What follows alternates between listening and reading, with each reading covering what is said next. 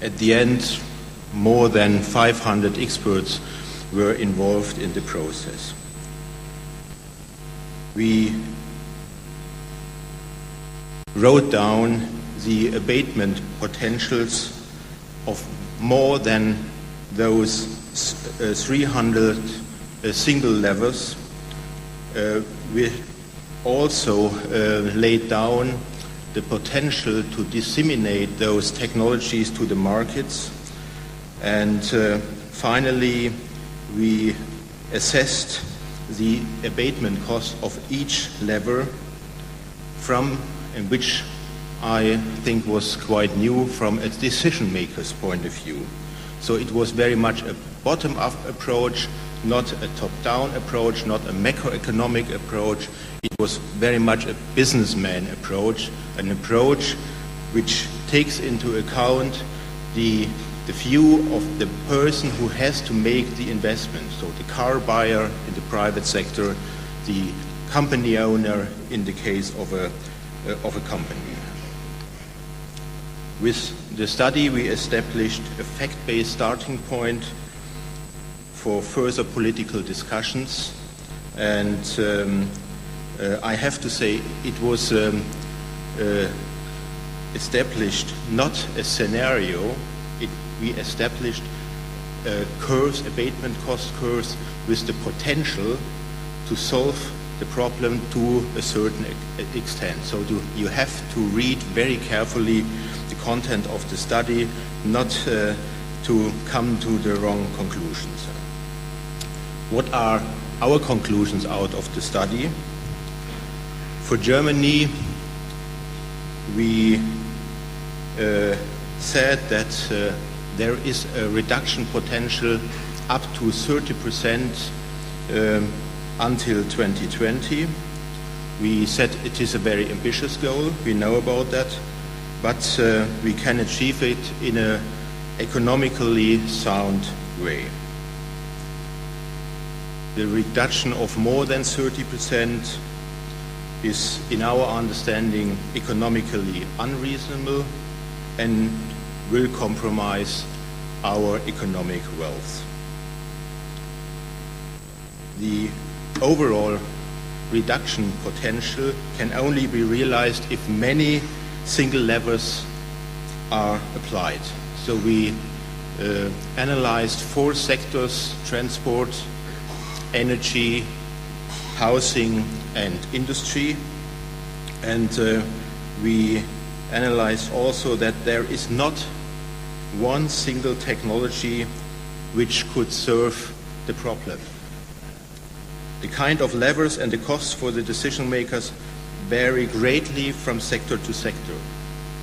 Each sector is capable of contributing, and abatement levers must be applied in each sector to realize the full overall abatement potential.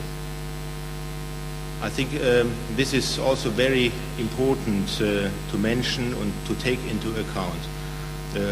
To analyze more than 300 levers, technological levers, also means there are many more technologies available than only pure energy saving or energy related technologies.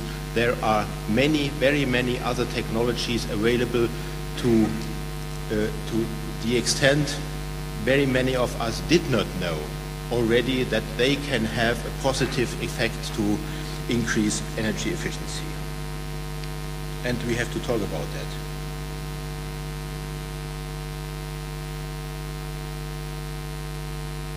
What we also realized is that all the technologies we elaborated were already available in the market, and we see and we can foresee that until 2020 we will not have too many really new technologies available.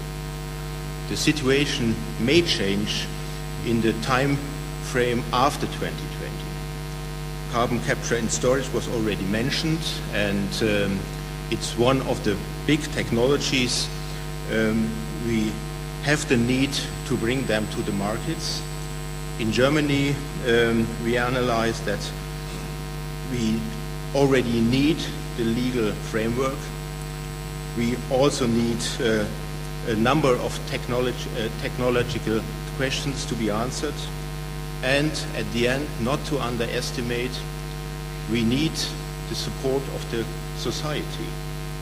It's not only a technology problem, it's not only an economical problem, it's also a problem to get the right support, to the right acceptance from the society to capture CO2 at the end.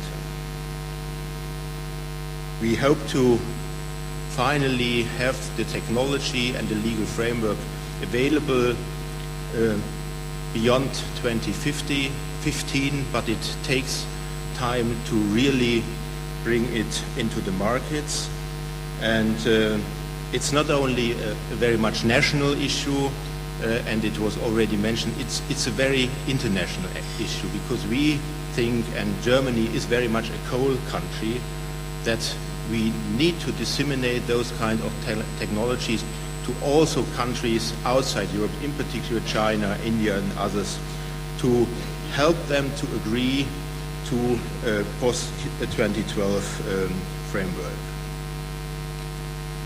Apart from CCS, and we should not underestimate that, it is our clear belief that we will have a very high number of very new technologies available, technologies of we do not know anything today here in that room, but we know out of the companies that they do their utmost best to increase their innovation potential in a direction to innovate in the direction of energy efficient technologies. So in our understanding, innovation is the key for the future, the key for a low carbon economy, and the McKinsey study is a good basis for discussion. There are so many figures inside you can use when you have to implement and to make, let's say, energy efficiency very concrete on the level where the decisions had to be made. Thank you very much.